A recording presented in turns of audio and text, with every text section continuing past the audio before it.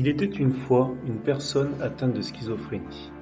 Elle a adopté des souris, c'est très facile puisqu'elles sont rentrées chez elle, puis des tortues d'eau, des serpents qu'elle sort régulièrement, des oiseaux en liberté dans son appartement et un couple d'iguanes.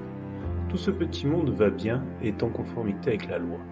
Mais comme elle a trouvé qu'il n'y avait pas d'interaction avec ceux-ci, elle a fini par adopter un chien. Du coup, elle n'a pas beaucoup de lien social, si ce n'est avec sa maman, mais finalement, en éprouve-t-elle le besoin?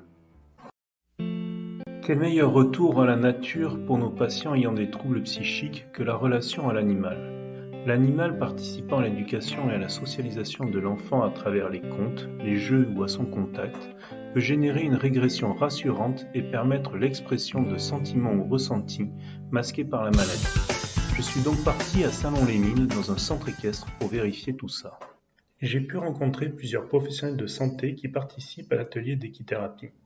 À l'origine de ce projet, une éducatrice spécialisée, elle-même pratiquante. Cet atelier se pratique aussi bien avec les enfants que les adultes.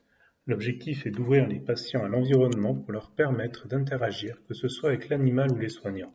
L'objet transactionnel est le poney. Animal aux dimensions modestes et dociles, il inspire à la fois la confiance et la puissance. Sa petite taille en fait presque un animal de compagnie que les enfants peuvent facilement maîtriser et regarder de leur hauteur, ce qui facilite le contact.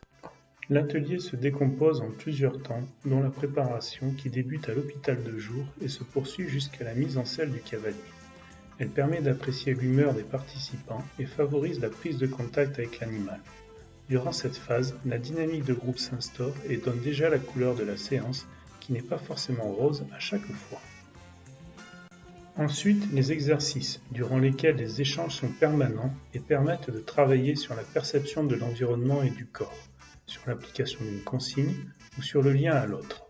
En travaillant avec du vivant, l'attention des participants est plus grande ainsi que la charge émotionnelle. Les soignants sont alors très attentifs aux interactions qui se jouent afin de les accompagner, les encourager ou bien même les modérer. Enfin, après toutes ces phases, durant lesquelles le cavalier et le poney sont particulièrement actifs, il se trouve le retour au calme, où les participants font corps avec l'animal et durant lequel il n'est pas rare d'observer un phénomène d'identification qui permet le travail sur la pensée et le corps. En définitive, ces patients se transforment au contact des animaux et oublient pour un temps la maladie. L'ouverture au monde est réelle et l'espoir d'une amélioration est alors permis.